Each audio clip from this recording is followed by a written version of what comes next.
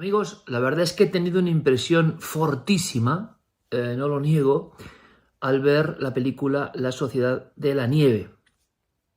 Yo sabía algo de esta historia, bueno, o bastante, aunque la mayoría lo había olvidado, sinceramente. Hace unos cuantos años tuve la oportunidad de hablar con uno de estos héroes. Seguramente muchos de vosotros hayáis visto la película o conozcáis perfectamente la Odisea, la epopeya. Ese vuelo 571 de la Fuerza Uruguaya que justo en el linde, en la frontera, en una zona muy especial, por cierto, que algo conozco, entre Chile y Argentina. Allí, por ejemplo, rodamos El Niño del Cerro de Plomo y otras muchas historias, pero en un lugar bastante inaccesible, a muchos miles de metros de altura, por una serie de fallos que yo creo que todavía tienen algo de verdad de casi inexplicable, como dicen los informes.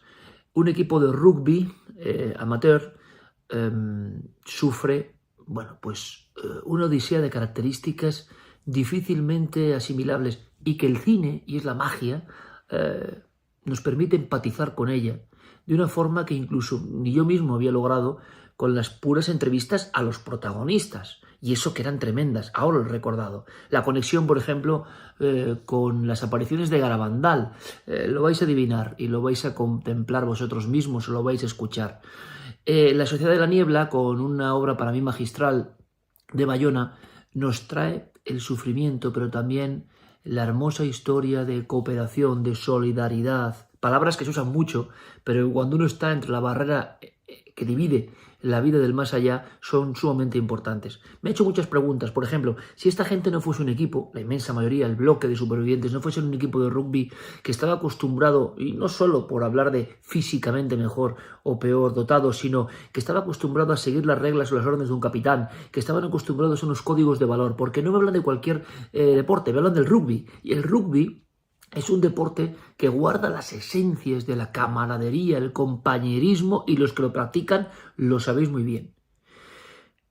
¿Hubiera sido diferente de no ser religiosos? Es que esto sí que es curioso porque no se menciona mucho ni siquiera en la película, hay retazos, pero esta gente era profundamente católica, de raíces hondamente cristianas y que toman ciertos momentos, sabéis que tuvieron que practicar la antropofagia, es decir, comerse a sus compañeros muertos. Muchos tenían un dilema moral tremendo, algunos prácticamente murieron de inanición, algunos pensaban que sus almas iban a condenarse eternamente y otros dieron un giro y tomaron eso casi como una Eucaristía. Yo os digo, por lo que sé, he hablado con algunos de los supervivientes, que el código religioso, y cada uno puede tener las ideas que quiera, pero el código religioso imperante en los supervivientes del Milagro de los Andes fue clave, no hay que minimizarlo. Es más, estoy seguro que unas personas de diferentes religiones o no religiosas hubieran obrado de forma distinta. La coordinación, la solidaridad, ciertos valores, por lo que sé de la historia, fueron claves. Rito casi eucarístico, lo de comerse a sus compañeros. Imaginaos los dilemas morales que tuvieron que vivir. No había líquenes, no había plantas, no había animales, solo roca, nieve, desolación. Es alucinante, me ha impresionado muchísimo, lo he visto la película compungido y casi con lágrimas, y era una historia que, repito, no le daba tanta importancia, la daba como muy sabida, hasta que el gran cine te la enseña por dentro, con efectos de maquillaje que te hacen vivir casi la penuria día a día de esas personas. Cuando uno es consciente de lo que son más de 70 días en esa cordillera andina sin nada, uno se da cuenta de que eso efectivamente no fue solo una tragedia, sino un verdadero milagro. La vida luego de los protagonistas, los valores que pueden enseñarnos, yo creo que, y me interesa, y se le dije a Guillermo, vamos a poner esta entrevista de nuestro gran archivo de Milenio 3, porque en un mundo tan hedonista, en un mundo tan egoísta, en un mundo donde solo la superficialidad vale, la odisea de estos chicos, con estos valores, con estos códigos de equipo, con este amor por la vida, yo creo que son fundamentales. Hoy más que nunca.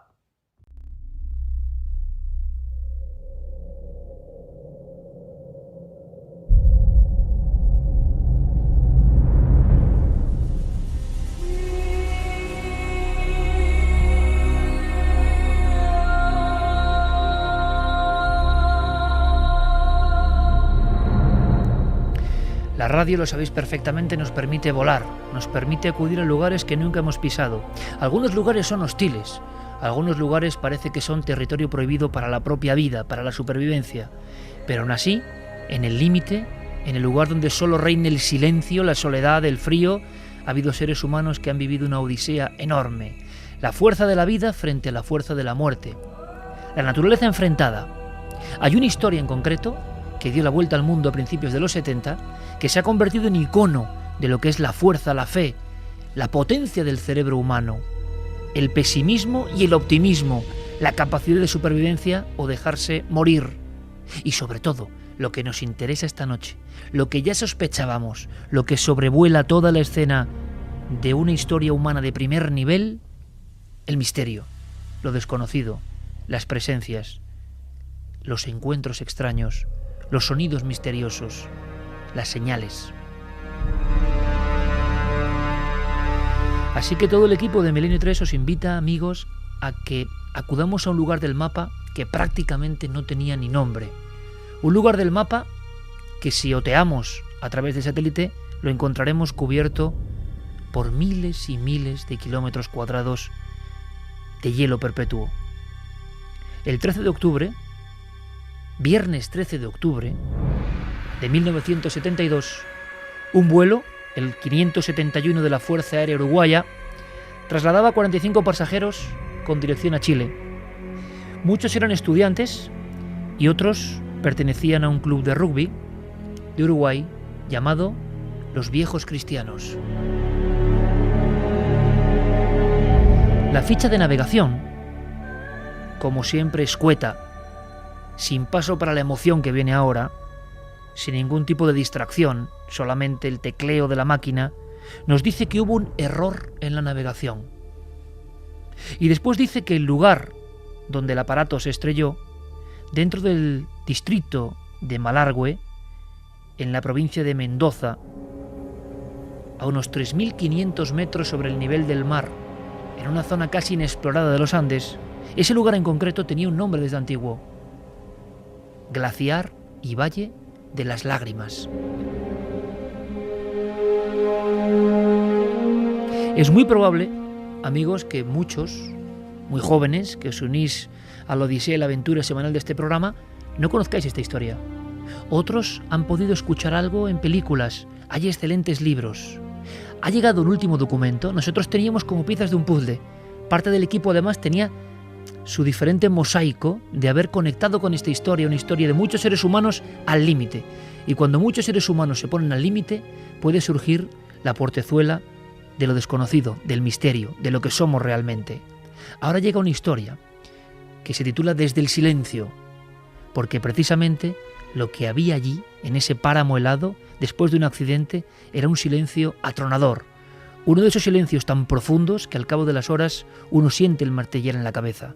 Una serie de seres humanos se iban a encontrar con la gran odisea de sus vidas. Se convirtió, como digo, todo esto en libro, en película, en icono de lo que es el ser humano abandonado a su suerte. ¿Cómo reacciona el cerebro humano, el alma humana, cuando ya no hay nada que hacer? Cuando todas las búsquedas son imposibles, cuando uno sabe con certeza que va a morir.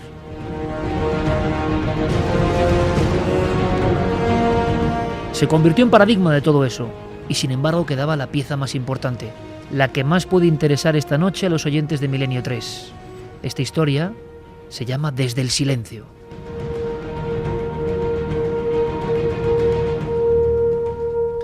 Porque, Carmen, tú te has encargado de hacer este dossier y casi vamos a escuchar, como decía, una novela sonora. La cantidad de elementos, de documentos, de emociones, de misterios, pocas veces hemos encontrado en una misma vivencia. O sea, aquí la historia de Perdidos o similares se queda casi en caricatura, ¿no?, comparado con la realidad. Sí, además, fíjate, esta historia nos llega a través de la obsesión de una oyente que también es escritora, de Mireia Soriano, que es la persona que junto a uno de los supervivientes ha escrito Desde el silencio 40 años después, y es la historia del avión que se estrella en los Andes, de las personas que están 72 días desaparecidas. Esta mujer va charlando con Eduardo y va recogiendo día a día no solo lo que viven allí, sino también lo que más nos interesa, los misterios que surgen uno tras otro en esos 72 días de convivencia aislados de todo tipo de civilización. Si quieres, empezamos por el principio. Hablabas de ese equipo de rugby, los Old Christians. Ellos iban a jugar un partido de rugby, un amistoso, en Santiago de Chile. Casi todos habían sido además compañeros en el colegio uruguayo Estela Maris, por eso se conocían desde muy pequeños, incluso desde parvularios, desde niños.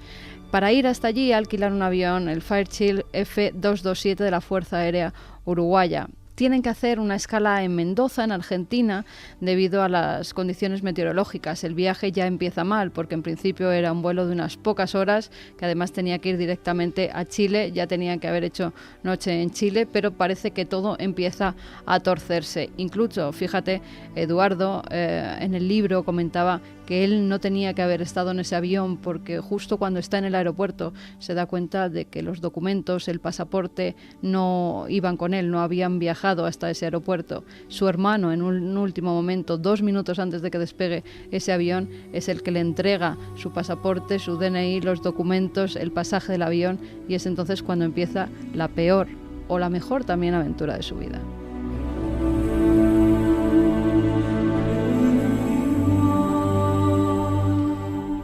Como bien decía Iker, después de pasar esa noche en Mendoza, emprenden el viaje el viernes 13 de octubre de 1972. A las 11 de la mañana estaban todos en el aeropuerto del Plumerillo. Los pilotos son el coronel Julio César Ferradas y su copiloto, el teniente coronel Dante Laguarara. No estaban además nada convencidos de emprender ese viaje, explican, incluso reúnen a los chicos y les explican que no era la mejor hora para atravesar los Andes, porque además hay una serie de corrientes más cálidas que ascienden desde el valle y otras se encuentran con el aire frío que parece que baja de las montañas, y eso produce unas fuertes turbulencias, por lo cual los pilotos no quieren salir, no quieren emprender ese viaje.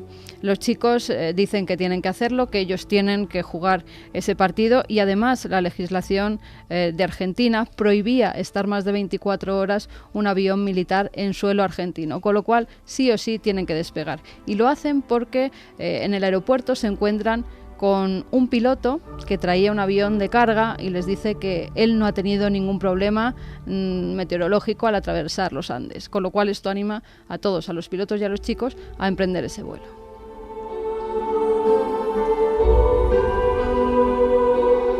Son las 2:18 de la tarde cuando ese Fairchild despega desde el aeropuerto del Plumerillo. A las 3:21 se comunican por última vez con torre de control. El piloto informa que están divisando Curicó, pero está completamente equivocado. Estaba como a 100 kilómetros de aquella zona. Le dan autorización para descender, para empezar el descenso, y eso hace una serie de casualidades macabras, hacen que en ese descenso el avión empiece a estar muy cerca de los picos de las montañas. Los chicos que viajaban en este avión recuerdan cómo ellos desde la ventanilla veían esos picos que iban a causar a muchos de ellos la muerte, esos picos nevados que llevarían a vivir la mayor tragedia de sus vidas.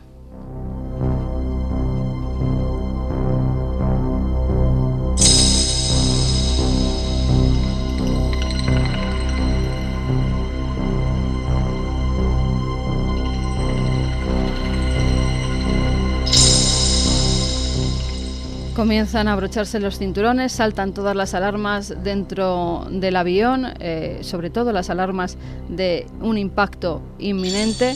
Los pilotos ya no pueden hacer absolutamente nada con esa nave que se le va de las manos, y el avión impacta partiéndose en dos. En un primer momento pierde la cola, todos los pasajeros que viajaban en ella, unos salen despedidos y otros se quedan dentro de esa cola.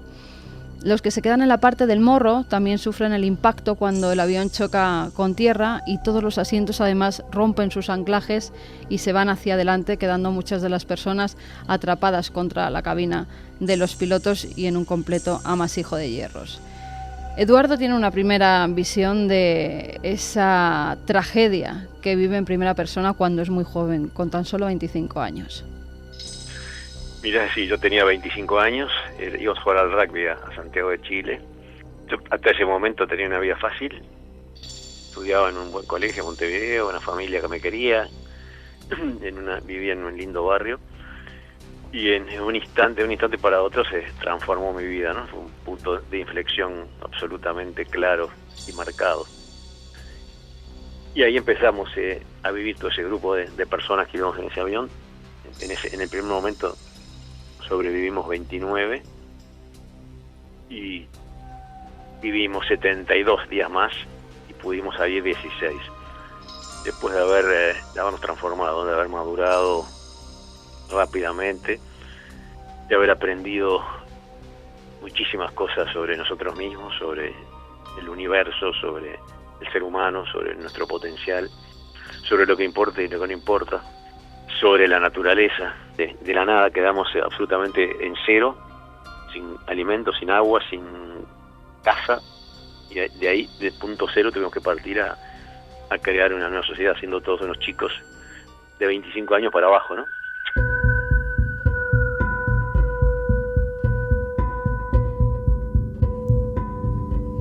Unos chicos que su máxima preocupación había sido qué hacían el fin de semana siguiente, dónde iban a pasar las vacaciones, familias acomodadas que nunca habían tenido ningún problema, que vivían felices junto a los suyos y que de repente se ven la mayoría mal heridos junto a muchos cadáveres.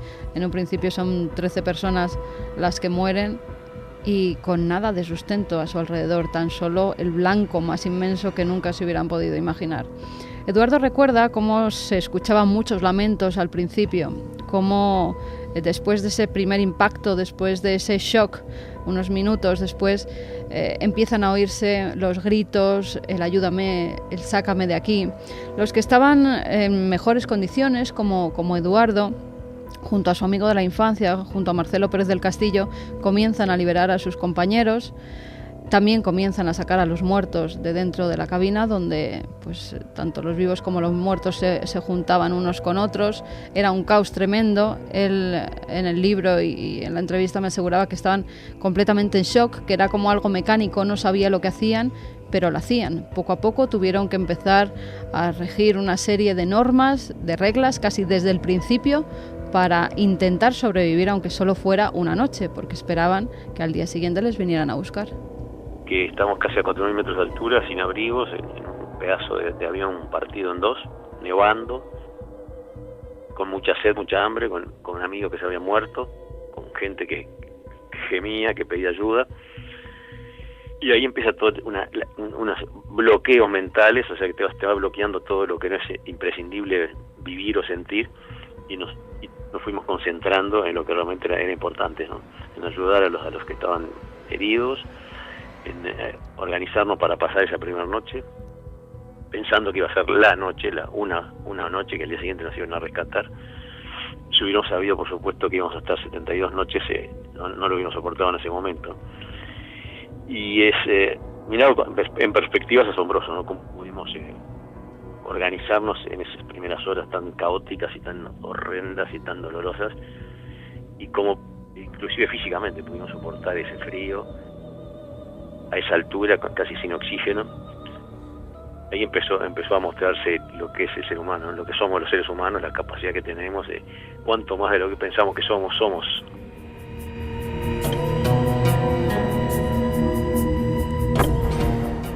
1 de la madrugada y 50 minutos. El ejercicio es como de novela real viviéndose al minuto.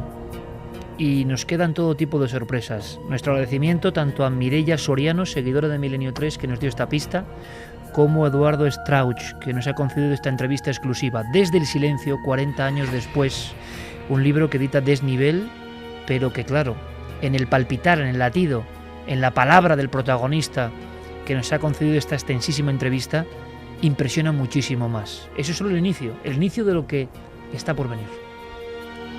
En esa organización, Iker, que ellos empiezan a llevar a cabo, hacen una cosa que no habían hecho hasta entonces, que es ir hacia la cabina del avión. Comprueban que el copiloto ha muerto y el piloto aún tiene un hilo de vida. En ese intento por salvar a esos chicos que estaban a su cargo, no para de repetirles: pasamos Curicó, intentar contactar por radio. Luego le suplica que le den el arma, el revólver que siempre llevaba consigo en la cabina del avión, porque quiere quitarse la vida.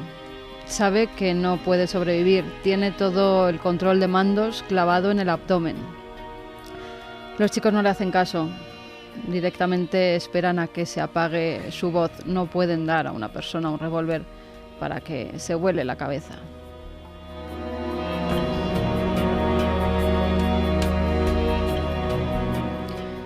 Más tarde ven que hay otro chico que está sentado en el asiento, aún con el cinturón puesto, y parece estar solo aturdido, en estado de shock. Pero a los pocos minutos, cuando se acercan, está muerto. Una de las hélices desprendidas le había cortado la pierna por debajo de la rodilla y se había desangrado mientras esperaba que sus compañeros le ayudaran. De pronto ven cómo alguien se dibuja en la nieve. Ellos lo interpretan como un fantasma, como un espectro. Ya está anocheciendo y ven que alguien quiere acercarse hacia la parte del avión donde están ellos. En un momento dado, esa visión fantasmagórica desaparece. No saben lo que es. Días más tarde comprendieron que se trataba de un amigo suyo.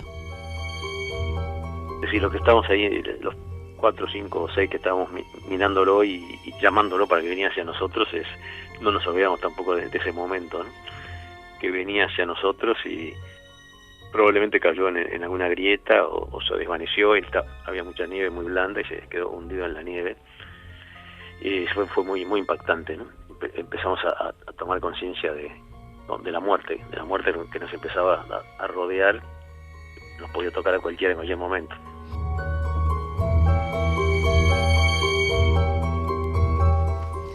Como pueden, tienen que empezar a acumular todo tipo de equipaje, asientos, trozos de chapa, para ponerlo sobre todo y tapar ese gran agujero que había dejado la parte de la cola desprendida, ¿no? Tienen que pasar allí la noche, ya están muertos de frío, viajaban prácticamente con ropa de verano porque allí octubre, noviembre, diciembre es verano, con lo cual no tenían ropa de abrigo. Y Gustavo Cervino y Roberto Canessa, que eran estudiantes de primero de medicina, son los que tienen que empezar a actuar como si fueran verdaderos profesionales desde hace muchos años, con materiales que no existían porque no tenían material quirúrgico ninguno. Tenían pues que coser a la gente con el hilo o con las grapas que encontraban, tenían que tapar brechas, tenían que ver las conmociones cerebrales que habían sufrido muchos, las amputaciones gravísimas que tenían también muchos de ellos. Y recuerdan que durante la noche se oían los gemidos de los heridos, hasta que poco a poco muchos de ellos empezaron a entrar en un sueño profundo y aún así ese run run de los lamentos, de los gemidos seguía escuchándose. Lo peor de ello era cuando no se escuchaban, porque eso significaba que aquellos que habían estado quejándose de esas heridas, cuando dejaban de quejarse es que ya no vivían. 3 personas más murieron durante esa primera noche. Al día siguiente ven que no van a por ellos, no hay ningún avión que les sobrevuele. Pasa lo mismo al segundo o tercer día, parece que escuchan algo, incluso ven alguna aeronave que se acerca, pero parece que esta no les ve a ellos. Ellos intentan hacer todo tipo de señales, incluso un SOS con el material que buenamente podían recoger, pero todas esas naves que sobrevuelan sus cabezas en ningún momento pueden verles. Al parecer es una zona donde las nubes se condensan muy bajas, son muy blancas, hay una niebla muy espesa y era imposible ver este avión, que además era blanco, con lo cual no se distinguía casi en la nieve. A los 5 días del accidente, una pequeña comisión de chicos va hasta la cola del avión para ver si allí había más supervivientes. Se encuentran con algún cuerpo de nuevo unido al sillón. Este cuerpo tiene ya la piel oscurecida por el frío, por el sol. Es un primo de Eduardo Strauch, el autor de este libro, de la persona con la que estamos hablando. Se llamaba Daniel Shaw. Es uno de los primos que pierde en ese viaje. En los restos de la cola, cuando llegan hasta ellas, se encuentran con restos de equipaje, con algunas chocolatinas que luego compartirán entre todos, y también algo que intuyeron pues que les podría servir para hacer funcionar la radio, una serie de cables que podían hacer que esa radio que tenían en la cabina emitiera algún tipo de señal. Como pueden, se llevan todo eso arrastrándolo en una parte del ala que les sirve como trineo y bajan hasta donde están sus compañeros esperando. Ninguno sabía montar una radio, pero todos tuvieron que aportar sus conocimientos para intentar que esa radio emitiera algún sonido, y lo consiguieron hasta tal punto que la radio de la cabina empezó a servirles para oír las noticias que se decía sobre ellos, sobre ese accidente que habrían sufrido. A los 10 días escucharon la peor noticia de todas. La búsqueda por parte del ejército y por parte de la Fuerza Aérea de su país se había suspendido y ya les daban a todos por muertos. Sí, eso fue algo muy uno de los momentos realmente importantes, impactantes, porque te podrás imaginar, ¿no? Cuando estábamos siempre esperando que nos fueran a buscar y a rescatar, y oímos por la radio que se suspende la búsqueda del avión uruguayo. En el primer momento es un momento de angustia, de desolación, de abandono, después de rabia y de indignación contra todos, contra todo, desde Dios hasta nuestros padres y hasta toda la gente que estaba fuera del avión, o sea, que estaba en la civilización. Pero inmediatamente reaccionamos, ya nos sentíamos capaces de salir por nuestros propios medios. Entonces tomamos una tremenda fuerza y empezó esa etapa de organizarnos, y sabiendo que no había otra que salir por nuestros propios medios. Pero sí, fueron unos momentos y unas noches de angustia y de desolación y de sensación de abandono, dificilísimas también, ¿no? Duras. A todos también nos pasó en algún momento por la mente, ¿no? Qué ganas de abandonarme y morirme, que es la más fácil de todas, ¿no? Pero enseguida reaccionabas y pensabas en tu familia y tu padre y tu madre que te estaban esperando, y te venían las ganas de seguir luchando, y ya conocíamos nuestras capacidades, nuestras posibilidades de lograr una cantidad de cosas que antes no sabíamos. O sea que enseguida te levantabas y seguías la lucha dura, que fue durísima. Están en la más absoluta nada, ya todo el mundo les da por muertos, no tienen nada que llevarse a la boca porque incluso habían estado comiendo la pasta de dientes que algunos de ellos llevaban en sus neceseres, no tenían ya más que repartir y sabían que o hacían algo o comían proteínas o morían, y morían todos. No había ningún animal, en todo ese glaciar nevado no había absolutamente nada, era una montaña sin vida, con lo cual la muerte fue la que les dio la vida. Tuvieron que recurrir al canibalismo, a comerse a sus propios familiares, a sus propios compañeros, a sus propios amigos, incluso a la mujer de uno de ellos que fallece cuando están allí. En los libros lo ponen, muchos de ellos enterraban a sus compañeros boca abajo para no saber de quién era esa carne, ni al cortarla no verles los ojos ni verles la cara, no identificar de alguna forma, cortar un trozo de carne sin identidad, porque si no hubiera sido imposible que pudieran ingerir aquellos pedazos. No tienen cubiertos, no tienen ningún cuchillo, y con un trozo de vidrio de una botella rota hacen una primera incisión, cortan unas pequeñas lascas de carne que colocan sobre una chapa para que se seque al sol, y es entonces cuando, superando toda la lógica, ¿no? Toda la lógica humana, empiezan a comerse a sus propios compañeros. Eduardo nos lo recuerda así. Sí, nosotros rápidamente nos fuimos sintiendo cada vez más débiles, obviamente. Nuestra porción de comida al principio era un pedazo de chocolate, un poquito de pasta de dientes y una tapita de botella de licor o de vino. Eso era la ración diaria, entonces rápidamente nos empezamos a sentir muy débiles y nos dimos cuenta que había que ingerir proteínas, porque si no nos moríamos todos ahí apelotonados. Inclusive llegamos a probar todo lo que podría llegar a tener proteínas, como valijas de cuero, zapatos, probamos todo, hasta que llegamos a la conclusión que la única proteína disponible eran los cuerpos de nuestros amigos muertos, que también se podrán imaginar qué difícil decisión. Hubo que vencer culturalmente tabúes de milenios quizás, pero una vez que pudimos vencer nuestras mentes, yo por lo menos jamás tuve problemas de conciencia, ¿no? Ni en ese momento ni después, pero hubo que vencer esa barrera muy, muy difícil. Y así fue que seguimos viviendo gracias a nuestros amigos que habían muerto, que hicimos un pacto entre nosotros, nos fuimos convenciendo a los que no estaban convencidos de hacerlo, y ofreciéndonos unos a otros, ¿no? Eso fue uno de los momentos más emocionantes y de mayor solidaridad, porque nadie sabía quién iba a ser el alimento del otro.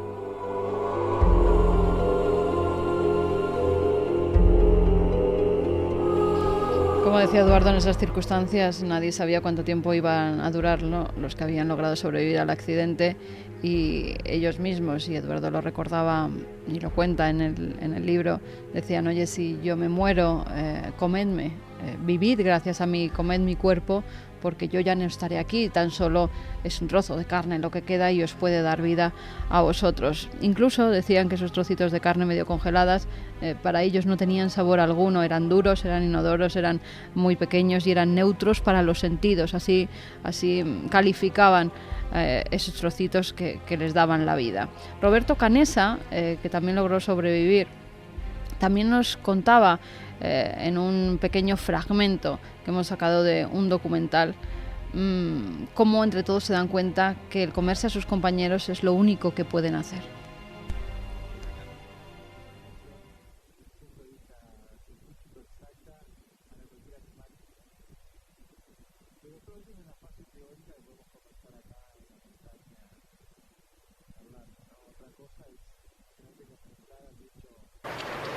Sí. Era terriblemente duro porque además eran los muertos eran nuestros amigos. Vos tenías que meterte en la cabeza que te ibas a comer un pedazo, un amigo tuyo muerto, te ibas a tener que comer un muerto. Y eso nos llevó días y días de pensarlo. Creo que muchos tuvieron en la mente del principio, pero no se animaban a decirlo. Que Jesucristo lo había hecho en la última cena y parecía algo espiritual. Otros lo tomaban como que ya eran como que las personas no estaban ahí, lo cual era realidad. Pero todas esas elucubraciones son teóricas hasta llegar al momento práctico en que vos tenés que ir y cortar y comer un pedazo y tu mano no te quiere obedecer y tu boca no se te quiere abrir y tu estómago está totalmente repugnado, ¿no?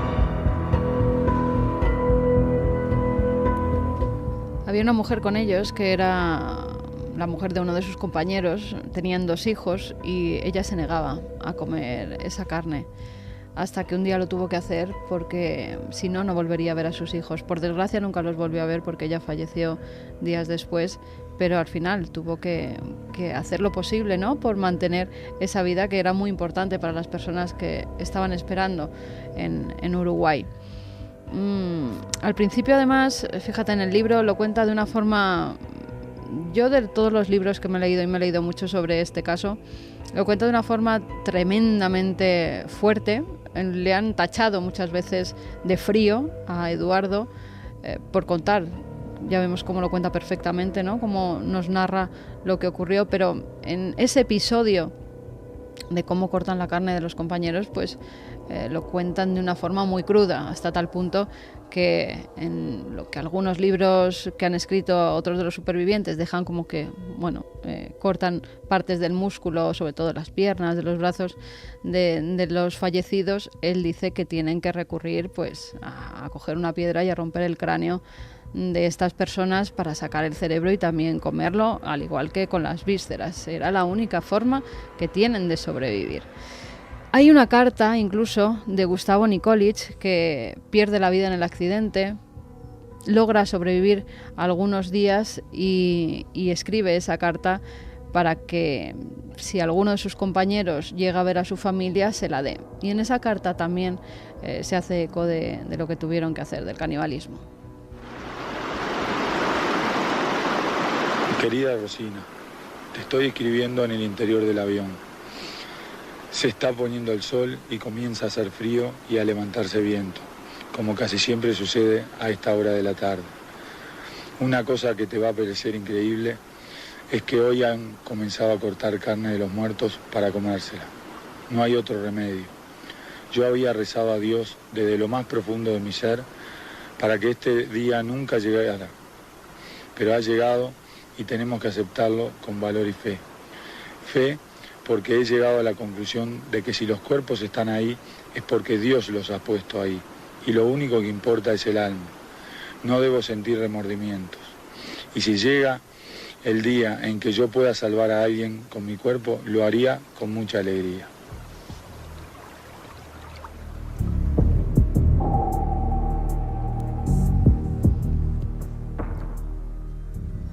Son incapaces de mandar ningún mensaje a través de la radio. Esta solamente funciona para escuchar algunos de esos partes de noticias que reciben, no saben de qué emisoras. Ante la imposibilidad de mandar ellos ningún tipo de mensaje, la desesperación los lleva a intentar contactar con sus parientes a través de algo que no es científico, y nos lo decían muchos de ellos estudiaron una carrera de ciencias, pero esa desesperación hace que intenten a través de telepatía llegar a la mente de sus familiares. Pensaban en aquellos momentos, por ejemplo, cuando por la noche se quedaban solos mirando la luna, las estrellas, que sus padres, sus madres, sus hermanas, sus novias también estarían mirando esa misma luna, esas mismas estrellas, y a lo mejor de esa forma hacían llegar esos mensajes.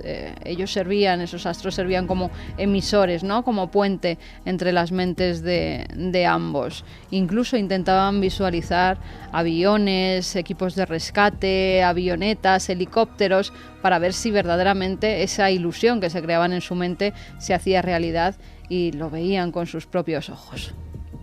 Era la única posibilidad que teníamos, ¿no? De conectarnos. Entonces a más de uno se nos fue ocurriendo casi simultáneamente. Y como habíamos empezado a tomar conciencia del poder de nuestras mentes, nos llegamos a convencer de que íbamos a poder lograr mandar mensajes vía telepática. Y yo pienso que realmente sí lo logramos, ¿no? Lo logramos porque las madres de los que volvimos sentían que estábamos vivos y no había forma de que las convencieran de que era imposible que estuviéramos vivos. Un accidente en la mitad de los Andes en invierno, después de 2 meses y medio, era imposible que hubiera alguien con vida. Pero ellas se indignaban y decían, están vivos, ya van a volver, los vamos a encontrar. Realmente creo que les llegó algún mensaje telepático que seguramente algún día la ciencia lo probará, ¿no?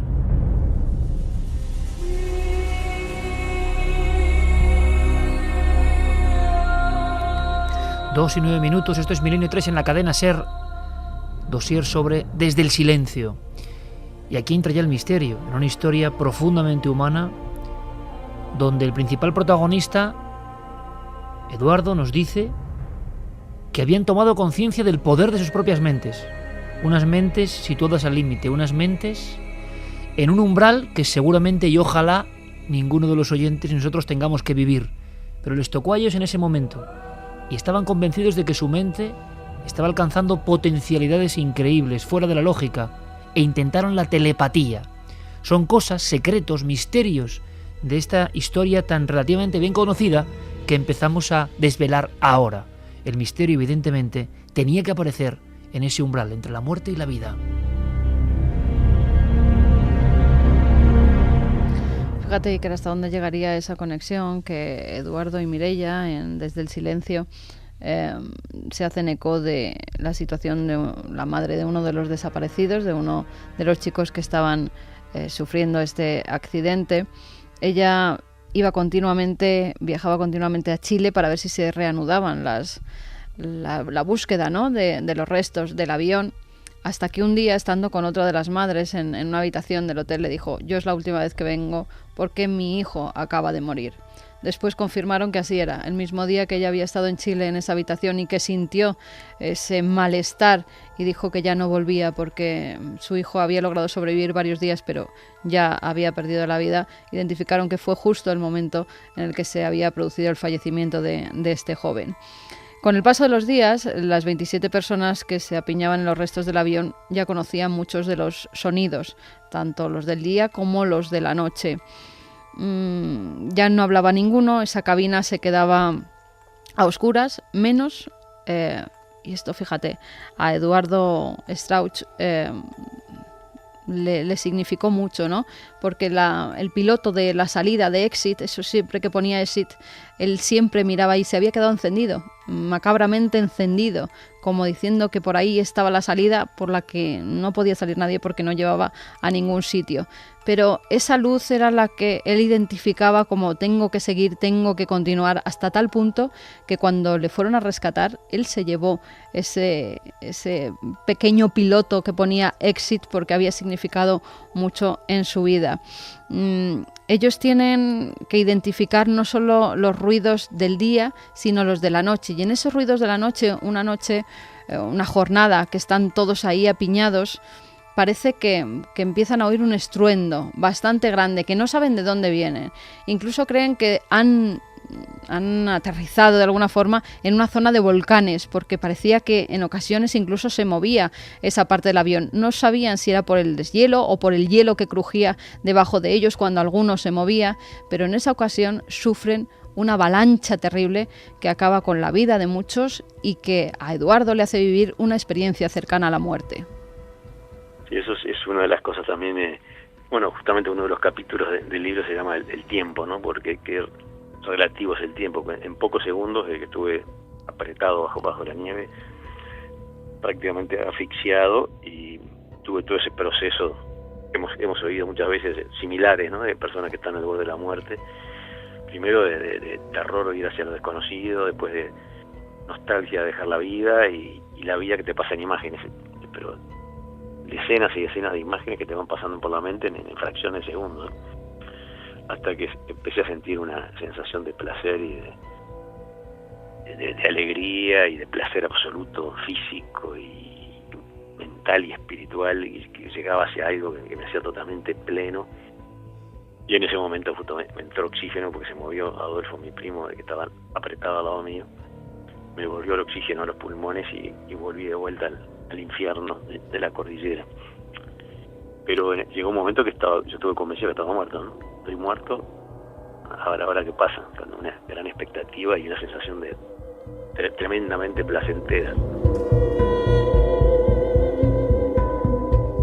Qué paradoja, está muriendo y dice que vuelve al infierno de la cordillera. En esa avalancha, Marcelo, su amigo de la niñez, muere.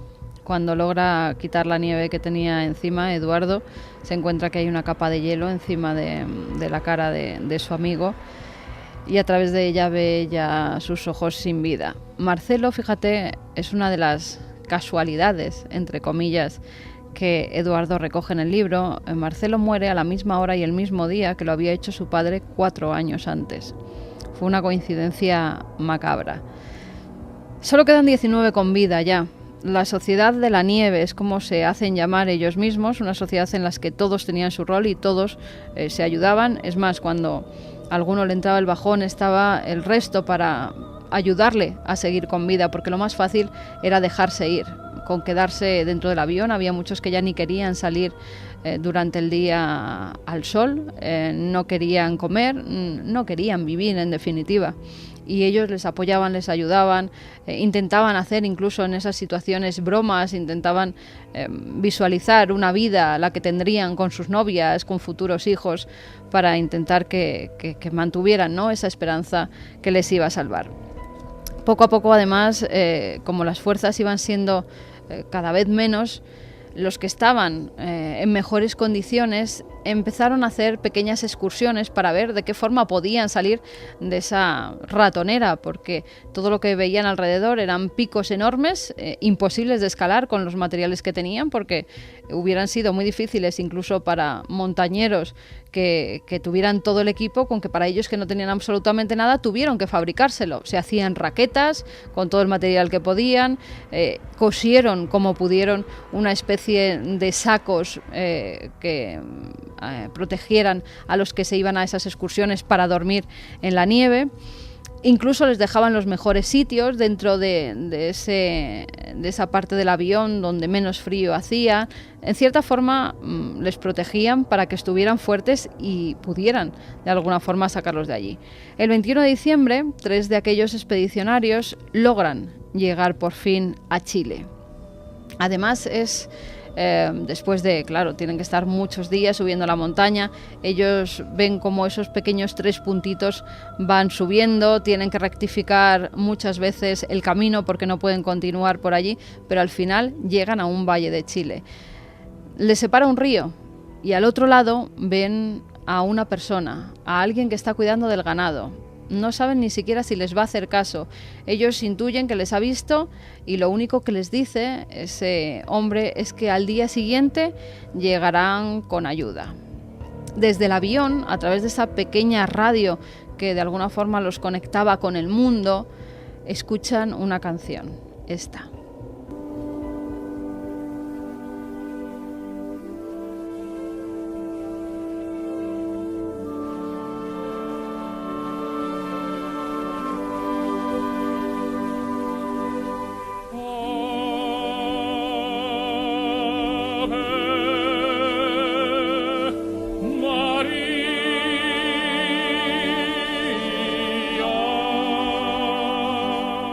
Es el Ave María de Gounod, una música que para ellos suena a gloria y más cuando después pueden intuir estas palabras que se emiten a través de esa pequeña radio. Dice textualmente: vengo de un avión que cayó en las montañas, soy uruguayo, hace 10 días que estamos caminando, tengo un amigo herido arriba, en el avión quedaron 14 personas heridas. Tenemos que salir rápido de aquí y no sabemos cómo. No tenemos comida, estamos débiles. ¿Cuándo nos van a buscar arriba? Es entonces cuando Eduardo y sus compañeros ya saben que van a ir a por ellos, que ya la búsqueda se va a reanudar y que por fin van a poder regresar con los suyos. Así lo viven, de esta forma que yo cuando le entrevistaba a mí me ponía los pelos de punta. Todavía tú me lo comentás y me preguntás y se me pone la piel de gallina cuando me acuerdo de ese momento como si hubiera sido hace media hora, ¿no? En el libro lo cuento y nos enteramos antes por una pequeña radio que nos conectábamos con la civilización unos minutos todas las mañanas a ver si decían algo de nosotros, y ahí nos enteramos de que habían llegado a la civilización después de 10 días de caminata, y ahí en una de las estaciones chilenas aparece el Ave María de Gounod muy nítida en el medio del silencio de la montaña, que para mí fue la confirmación total de que realmente sí habían llegado, ¿no? Y cuando empezamos a sentir el sonido maravilloso de los helicópteros, es muy difícil transmitir, ¿no? La alegría, la euforia, creo que no existen adjetivos para poder transmitir lo que sentimos en ese momento. Era yo lo más cerca, lo que se me ocurre más cercano para describir lo que sentía era una especie de felicidad líquida que me salía por todos los poros, ¿no? Por todos los poros de mi cuerpo saltaba felicidad, que duró durante semanas. Eso es lo más impresionante, fue un estado de felicidad continuo durante semanas.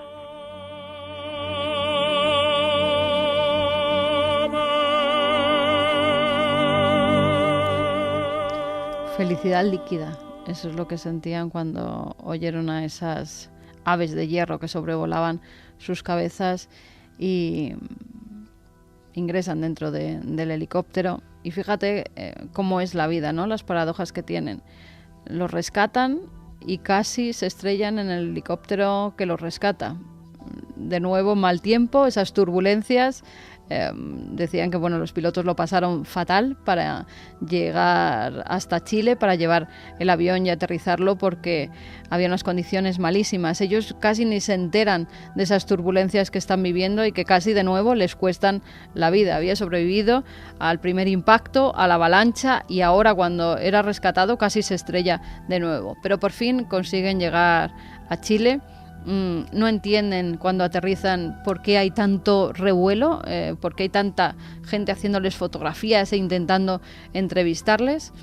Con el paso del tiempo lo entenderán. Inmediatamente son trasladados a un hospital porque las condiciones en las que estaban eran pésimas. Habían adelgazado muchísimo, tenían barba, el pelo sucio, no habían podido ni asearse prácticamente, no tenían ni para comer ni casi para beber como para asearse, con lo cual son trasladados inmediatamente al hospital, y es entonces cuando las familias, sin saber cuáles de ellos habían sobrevivido, llegan al hospital. A la primera que ve es a su madre, y este es el encuentro. Exactamente, 25 kilos menos, negro, quemado por el sol. Sé que estábamos muy buenos mozos, después decían las chicas, ¿no? Que estábamos flacos y quemados, pero ya habíamos perdido el aspecto de cadáveres quizás que teníamos un día o 2 o 3 días antes. Y pasé una noche en un hospital de San Fernando, un pueblo de Chile. Ahí fue donde tuve contacto con mi madre, que entró muy nerviosa, estaba te podrás imaginar, ¿no? En ese momento para una madre. Y fueron pocas palabras, ¿no? Igual que cuando me encontré después con papá, lo mismo, ¿no? No había muchas palabras que decir, eran abrazos y miradas y ojos brillantes y abrazos de vuelta. No había palabras, evidentemente. Para esos momentos no hubo muchas palabras.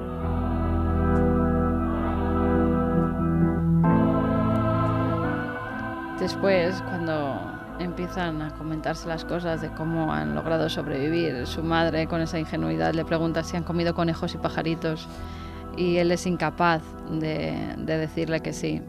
Sabe que se tiene que enfrentar a la verdad y que tiene que contarle pues esa macabra realidad, hasta tal punto que le dijo: no, nos hemos tenido que comer a los muertos. Imagínate si para una madre eso es impactante, cómo lo toma la sociedad cuando ellos, pues de cierta manera, se tienen que enfrentar a esas ruedas de prensa que hacen cuando vuelven a su país, cuando vuelven a Uruguay. Cuando están en el hospital hay muchos medios de comunicación que intentan entrevistarlos, siempre se les pregunta por lo mismo: ¿cómo habéis logrado sobrevivir? ¿Qué habéis hecho? ¿Qué había allí para que teníais en el avión para 72 días de comida? Hay una cosa que, fíjate, en cierta manera une a Eduardo con España. Y es una cosa muy curiosa. Durante los días, en esos 72 días del accidente, su madre, por casualidades extraordinarias, extremas, llamadlo como queráis, empieza a recibir una especie de mensajes de una virgen española, de unas extrañas apariciones, las de San Sebastián de Garabandal. Poco a poco a la madre le van dando un libro, una estampa, el cura que viaja en el avión en el que van a rescatarlos cuando ya están en Chile acababa de venir de Garabandal. Y Eduardo, yo se lo preguntaba y él recordaba con cierta simpatía cómo esa virgen siempre estuvo como en cierta forma protegiéndolos hasta traerlos de vuelta a casa. Qué fantástico eso, sí, fue una cosa totalmente así casual. Una iglesia, había una amiga, y le mostró la estampita de la Virgen de Garabandal, y después otra amiga que había estado en España hace poco y había oído de la Virgen de Garabandal, que había hecho milagros, y entonces se aferraron a la Virgen de Garabandal y le empezaron a rezar a Garabandal, a la Virgen de Garabandal. Yo creo que las ayudó mucho a ellas, no sé cuánto habrá ayudado a que nosotros nos salvemos, pero creo que fundamentalmente les ayudó mucho a ellas, ¿no? Tener esa esperanza de esa Virgen que no conocían antes y que había hecho milagros, y entonces le pedían a ella el milagro de nuestra salvación. Y es entonces cuando se tienen que enfrentar a la realidad, ¿no? A su vida de nuevo, a la vida que habían dejado durante ese periodo de tiempo en el que habían estado aislados en esa sociedad de la nieve. Y es entonces cuando llegan casi más problemas que los que habían tenido cuando habían estado aislados.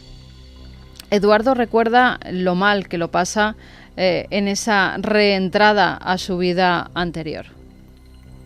Así es, fue muy difícil, fue mucho más difícil de lo que yo me imaginaba, ¿no? Porque tuvimos que cortar todos los vínculos con esta sociedad para poder adaptarnos a lo otro, todas las normas de convivencia, etcétera, etcétera, y volver a esta sociedad de vuelta fue dificilísimo, sí.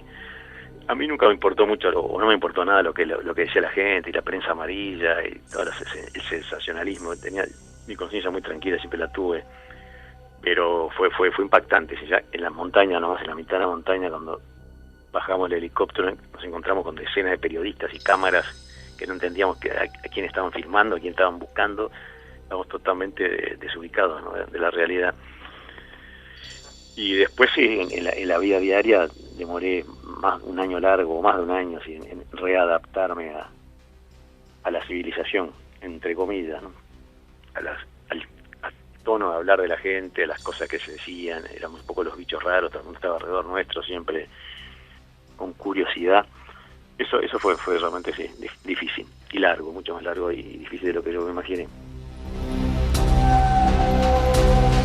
Era difícil y largo el ingresar de nuevo en esa sociedad que habían dejado, y sobre todo cuando algunos de los familiares de los fallecidos no entendían o no pudieron comprender que se comieran a sus hijos, a sus nietos, no podían tolerarlo, más cuando los habían visto en su casa jugando, compartiendo pues la vida cotidiana con sus hijos. Por ejemplo, la madre de Marcelo, de su mejor amigo, no quiso nunca volver a verle, y eso Eduardo lo recuerda con gran pena.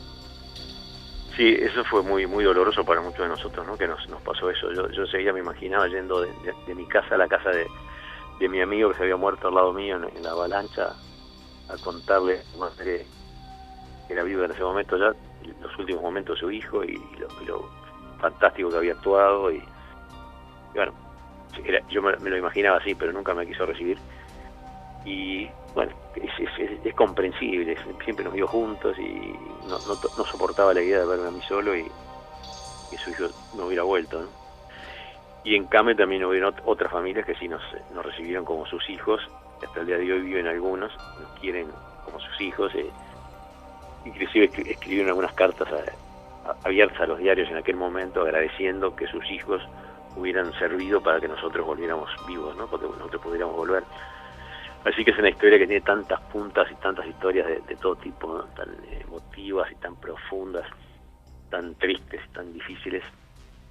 Yo a veces me pongo fuera de mi historia y realmente tomo algo de conciencia de lo fantástica y apasionante que es nuestra historia que nos tocó vivir a nosotros en los Andes.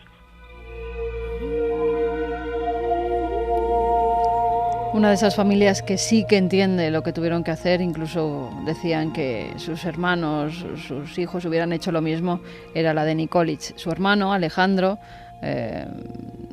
se hacía eco, además de las palabras de toda su familia, y él declaraba que lo que hicieron estaba bien hecho. Lo hubiesen hecho cualquiera, a los 16 si los hubiesen tocado morir lo hubiesen hecho. Y me parece divino, no solo a mí y a mis padres, me parece una comunión tan grande, te diría hasta cierto punto un orgullo de que ellos, por una parte de mi sangre, hayan podido estar vivos, ¿no? 2:29, esto es Milenio 3, desde el silencio, una revisión de una historia mítica, de tributo, de solidaridad, de tristeza, de dar la sangre y la vida por otros, de canibalismo entre personas que se conocían desde niños, de la soledad absoluta, de la pérdida o la forma de mantener la esperanza, el ser humano al límite y por tanto muchísimo aprendizaje.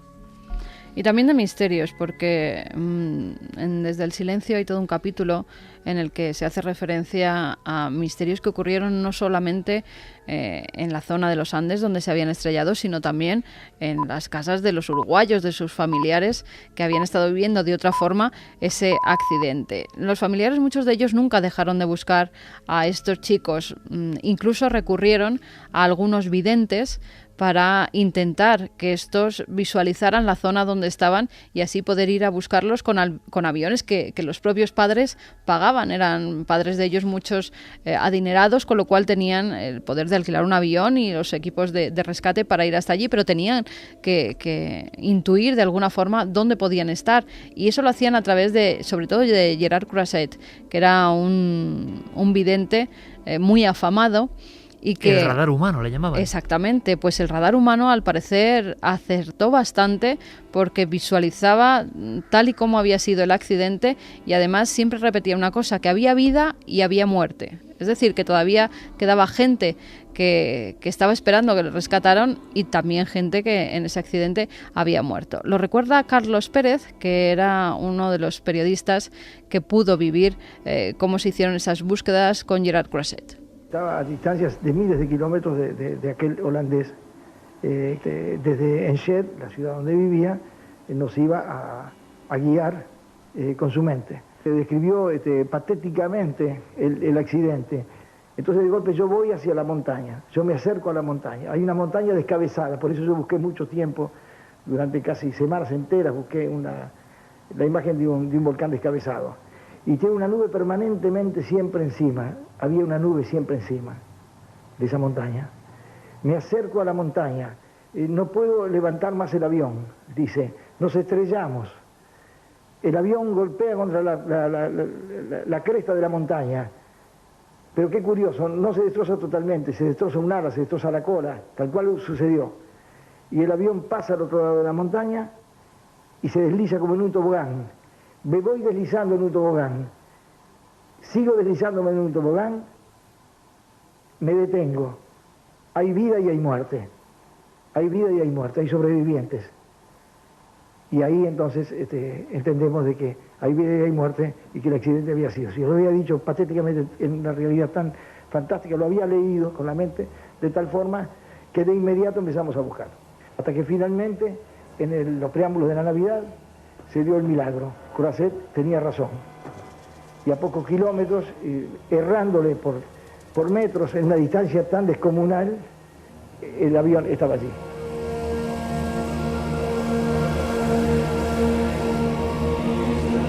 El misterioso Croiset, muchas veces utilizado por la propia policía en los Países Bajos para descubrir, por desgracia, cadáveres de niños, situaciones truculentas. El radar humano también, yo lo desconocía, había intervenido en este caso, prácticamente acertando, increíble. Más intuiciones, más misterios que se dan. Pancho Delgado, cuando está subiendo las escalerillas del avión, habla con los compañeros y dice que tiene la certeza de que ese avión se va a estrellar.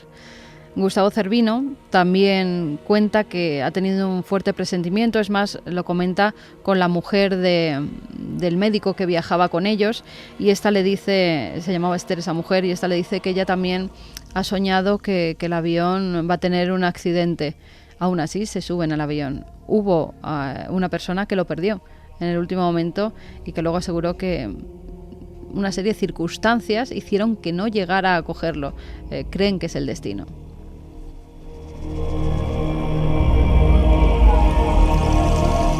En Mendoza, cuando estaban en Argentina, cuando tuvieron que dormir allí esa noche, pernoctar por el mal tiempo, porque no podían continuar, conocieron a unas chicas con las que se fueron a cenar, y había en ese restaurante una especie de mural donde todos ponían los nombres, y esa chica escribió encima Viernes 13. Un viernes 13 macabro. Es más, esa chica, junto a sus amigas, le dijo a estos jugadores de rugby que no subieran a ese avión. Eduardo lo pone en el libro. Dice, queden en Mendoza, el avión va a caer porque hoy es viernes 13.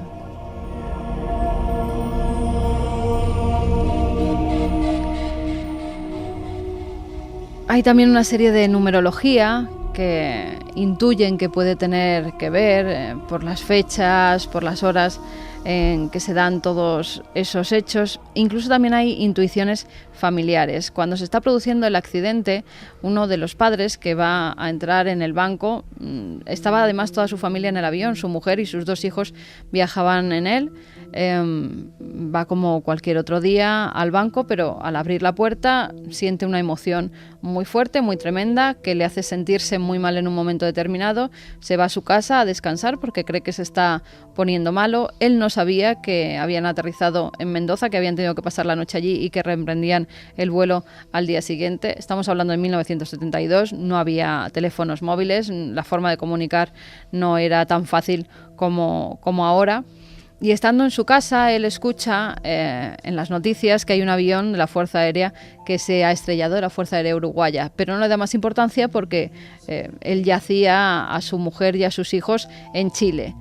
A las pocas horas vienen desde el ejército, porque él tenía contactos con el ejército, a avisarle que el avión se ha estrellado y que en él van su mujer y sus hijos. Él atribuye esa fuerte impresión al momento exacto en el que se está estrellando el Fairchild.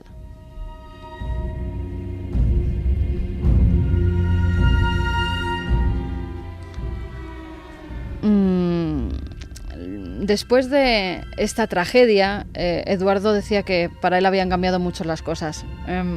Ha cambiado, como yo creo, como para cualquiera que vive algo así, ha cambiado completamente su forma de ver la realidad, la vida. Y fíjate, también ha tenido que superar el volver al lugar de los hechos. En 1995 es cuando, después del accidente, por primera vez regresa a esa montaña que tan cruelmente les ha tratado.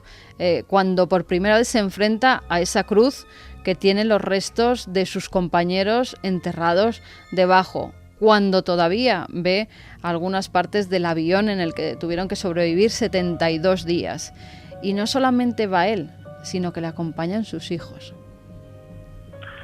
Ya justamente es uno de los motivos por los cuales he seguido con mis hijos y voy con amigos y sigo yendo, es para que la gente que me importa y que quiero pueda entender un poco más, ¿no? Si no, es muy difícil acercarse o entender mucho de lo que vivimos si no estás en ese lugar. Estando en ese lugar es más fácil entender muchas más cosas.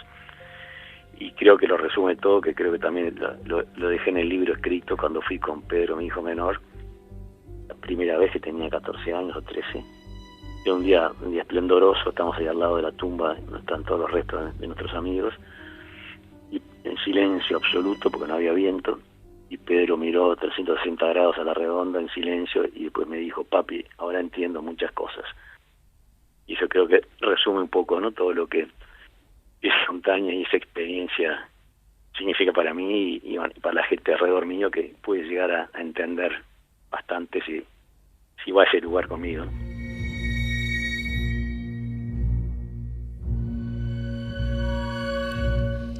Fíjate, hasta tal punto le tiene odio y cariño a esa montaña que su mujer en una ocasión se lo hizo ver. Él no lo había pensado y así me lo decía en la entrevista. Dice: no, fue mi mujer la que dio con la clave, porque todos un día nos tenemos que ir.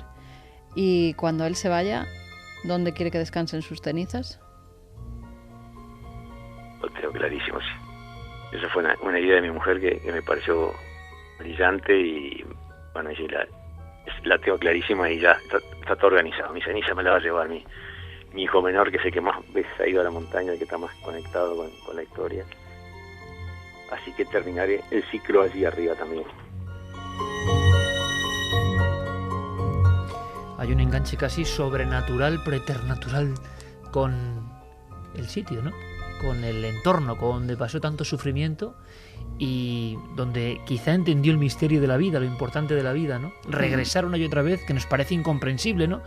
Querríamos borrar de nuestra memoria lógica, racionalmente, cualquier atisbo de un acontecimiento así. Sin embargo, la enseñanza brutal de este superviviente del accidente de los Andes nos cuenta eso. Sí, y en el libro cuenta que lo que le hizo sobrevivir fue el amor. El amor a los demás, el amor a su familia, el amor a sus amigos, el amor a todas las personas que sabía que le estaban esperando, a sus propios compañeros que estaban dando su cuerpo para que él sobreviviera, a los amigos que les estaban ayudando a sobrevivir, actuando como si fueran médicos profesionales, y también ese amor a la montaña, porque en el libro lo deja entrever, que ama la montaña y ha aprendido a amar la naturaleza a raíz de ese accidente. Nunca le había dado mucha importancia, nunca había tenido ese enganche que tiene ahora con la montaña, que le sigue devolviendo además cosas, porque hace pocos años un montañero se puso en contacto con él diciéndole que había recuperado su chaqueta y su cartera, donde tenía todos los documentos. Incluso hay algunas fotografías en el libro Desde el Silencio donde se ve como esa chaqueta completamente casi destruida, que conserva una manga, parte de la espalda, se la pone de nuevo, rememorando en ese mismo sitio del accidente cómo la llevaba puesta, ¿no?, cuando impactó el avión. Esa montaña le sigue devolviendo su pasado.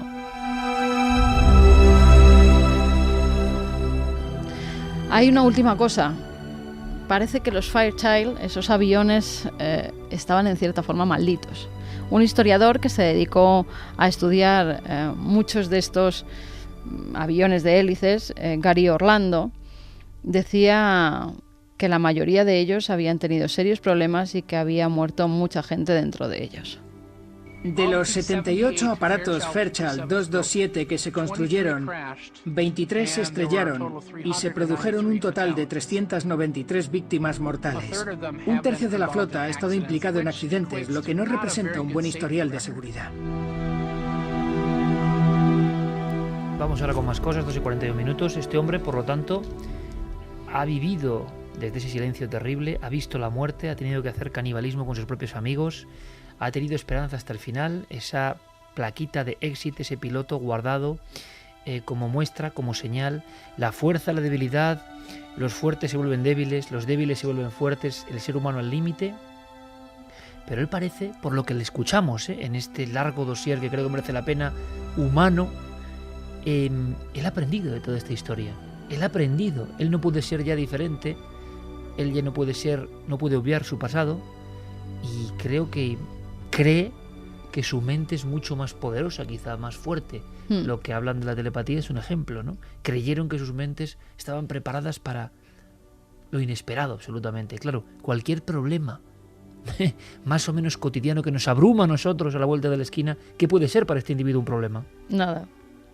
Él decía que había, con esas vivencias que tuvo, él sabía a la perfección qué era lo que importaba, que eran sus seres queridos. Era lo único importante, era lo único que le hacía seguir viviendo. El resto no tenía ningún sentido, daba lo mismo, tener más dinero, menos dinero, que se enfadaran con alguien, que alguien se enfadara con él, no tenía importancia. Después de estas vivencias tan fuertes, simplemente el amor a los que le quieren y querer más él a su familia, estar más con su familia, así me lo decía, era lo único importante para él. E incluso recordaba a su mamá, que todavía vive, que tiene 93 años, y me decía, le haría mucha ilusión a mi madre el que cerrara de una vez el círculo y viajara a Garabandal para, en cierta forma, agradecer a esa Virgen lo que hizo por nosotros. Este accidente con imágenes tan tremendas y al final la enseñanza. Parece muy sencillo, ¿verdad? Parece muy de novela, pero es real. Al final, el amor, el poder auténtico, la superación gracias a esas 4 letras, ¿no? Yo creo que es el mensaje definitivo de esta increíble historia, sobre todo de vida más que de muerte.